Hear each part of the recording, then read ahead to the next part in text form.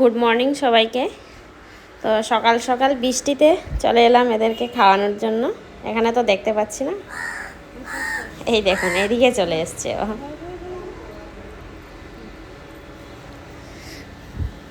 পুরো ভিজে আছে, প্রচুর বৃষ্টি হচ্ছিল না, কাল রাত থেকেই হচ্ছে।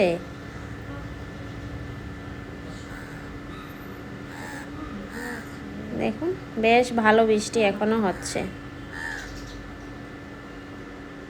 এদিকে দেখুন বাচ্চাটা পুরো ভিজে আছে।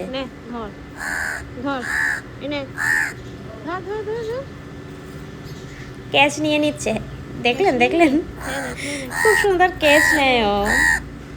কি হলো জানি না ওর ওয়াইফটা কোথায়, দেখতে পাচ্ছি না। ওকেই দেখতে পেলাম, ওকেই খাইয়ে দিচ্ছি তার জন্য।